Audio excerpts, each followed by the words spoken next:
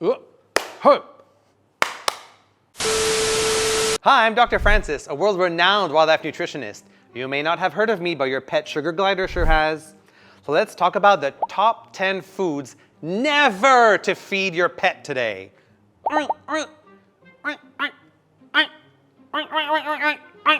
They sound like a squeezed chew toy, but they're sugar gliders.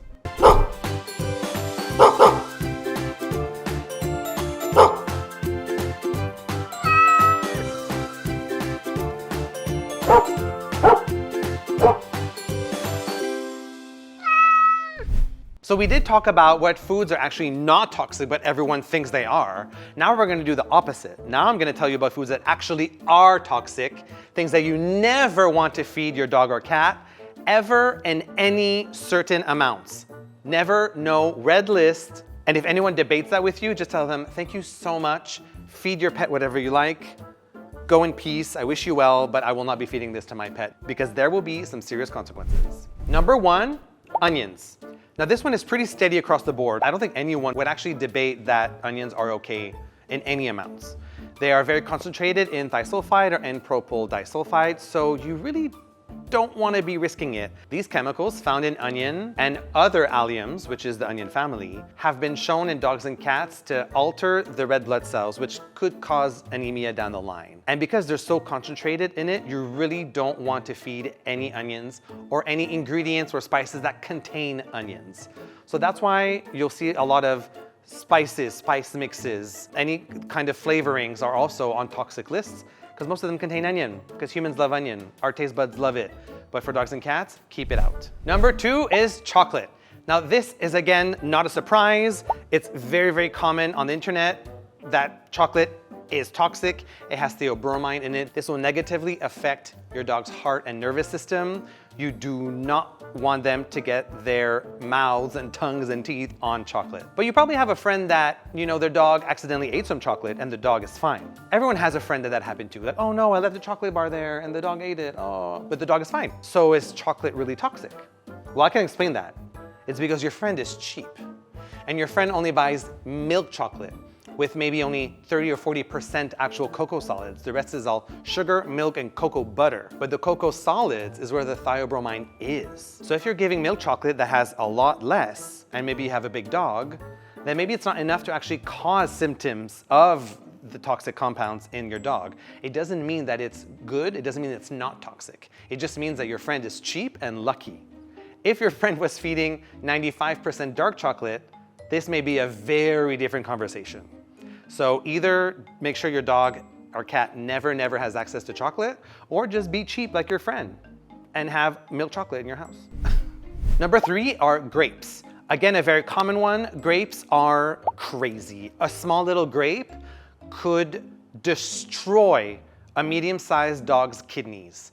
Grapes, raisins, sultanas, anything of that family you want to avoid at all costs. You also want to avoid any ingredients that have grapes in them. So even stuff like balsamic vinegar, which you would think is a flavor enhancer or just something to change the pH of the food, but actually that's made with fermented grapes, so you still cannot use that.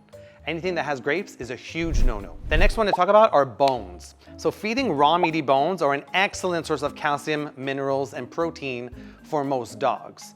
But if you're gonna cook these bones, some things change. Cooked bones, especially very, very dry bones, have a higher risk of splintering. Any bone can splinter, whether it's raw or whether it's cooked, but cooked bones have a higher propensity to splinter, which means you always need to supervise your dog whenever they're eating bone, whether it's cooked or whether it's raw. Honestly, supervise them at all costs. If you're giving a small bone like a chicken neck or duck neck or even maybe pork foot, then because they're not weight balancing, because they're a little bit smaller, if they're air dried, then it's still okay. But you still want to do it under supervision because it could always be a risk. But cooked bone should be avoided just in case. The next one may shock all of you, but it's milk. And when I say milk, I mean cow's milk.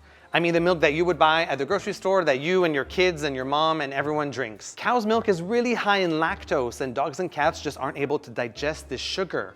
So more often than not, you're gonna cause a digestive imbalance, you're gonna maybe cause a little bit of soft poo, and even if it doesn't cause diarrhea or soft poo, you'll be significantly affecting the microbiome community within your dog or cat's gut, which is something you don't want to do. Most dogs and cats love the taste of milk though, because they can sense, they can smell the protein and the fat in there, and the sugar just happens to come along with the ride. If for whatever reason you need to feed some milk, then either focus on goat's milk, which is much better quality, higher in protein, lower in lactose, or just get lactose-free milk. That would solve most of the issues and most of my worries. But a top tip, feed fermented milk, feed kefir. Even Greek yogurt is such a better way to give dairy into their diet because they have so many more health benefits that just normal milk doesn't have and never will. And a very interesting one is ice cream. Now, ice cream on its own has lactose, which we don't love, like I just talked about with milk, but you also have a lot of ingredients there. It's super high in sugar, which on its own, once in a while, the sugar itself is not toxic.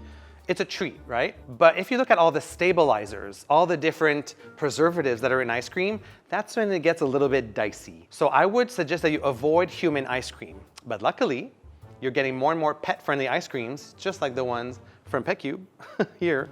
So these have stabilizers and texture converters that are pet-friendly and that have been proven to be safe, even if they eat too much. And more importantly, pet ice cream should all be lactose-free.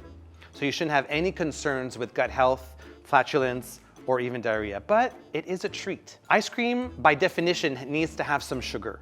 If not, it will not have the texture of ice cream. It will just be a block of ice or a block of frozen milk or a block of frozen juice. So there needs to be some sugar there. And again, sugar on its own is not toxic because this is meant to be a treat. It's ice cream. Just like you don't feel very good after you eat a whole Ben & Jerry's tub, your dog won't feel good if they eat the whole tub as well.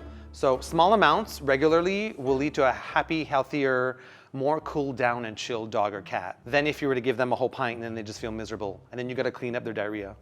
No one wins. The next one is alcohol. It may be fun for you to be a little bit tipsy sometimes, but you don't want to make your dog or cat a little bit tipsy. Alcohol is not good for them. They're not able to metabolize it like we can. I mean, we barely can. The reason why we like alcohol is because it just kind of toxifies our entire body and we forget about life for a little while. Dogs and cats cannot do this. It just affects their nervous system immediately. So you go straight, not from drunk, but to a toxified dog or cat. You don't want to give them any form of alcohol. Even if you think it's funny, it's not. It can lead to long-term repercussions for your dog or cat. And especially wine, which is made from grapes, then you end up having two huge issues if you feed wine to your dog or cat. No alcohol whatsoever, especially not wine. Coffee and tea is the next one we're gonna talk about. They have a lot of beneficial compounds, especially tea, but the caffeine that's found in them, that's what's not great for your dog or cat. They don't cope with caffeine the same as we do, and it can actually lead to some cardiovascular damage. Again, if you can get some caffeine-free tea, then that's great. Then that flips the script, and then you end up having all of these nice compounds in it that can help to prevent diseases and even help to fight cancer and bad breath and stuff like that. But the caffeine is what you're really, really gonna want to prevent. There's no studies at this point that show any benefit of coffee for dogs or cats, whether there's caffeine or not. So definitely avoid coffee at all costs. But if you're talking about caffeine-free green tea, then that could actually be pretty good. But again, focus on caffeine-free. And the last one to avoid are human supplements. Now, I'm gonna cast a wide net and I'm gonna generalize here and say avoid human supplements unless prescribed by your veterinarian, veterinary nutritionist, or PhD animal nutritionist, because the dosage is completely different. Especially when, look at me and then look at a little chihuahua, a little teeny tiny chihuahua. And then whatever omega-3 supplement I'm taking, whatever calcium supplement I'm taking, it will be so much for this little baby teeny tiny chihuahua. So same thing applies. It's not necessarily that the ingredients may be good or bad, it's more about the dosage that will be completely wrong. Now, if I was giving supplements to a giant bear with the same weight as me, maybe that would be okay, but we're not talking about a giant bear, we're talking about your little labradoodle. So avoid human supplements unless prescribed or unless you really do research on the dosage. Then maybe it could be okay, but overall, find some that are made for pets, it's much easier and usually more affordable too. Thank you very much. Hope this video helped you find some red flags in your cupboard, in your closet, in your fridge. Don't feed that to your dogs and cats. Don't forget to subscribe, like this video, follow us on Instagram and on TikTok too. And I'll see you in the next one. Bye-bye.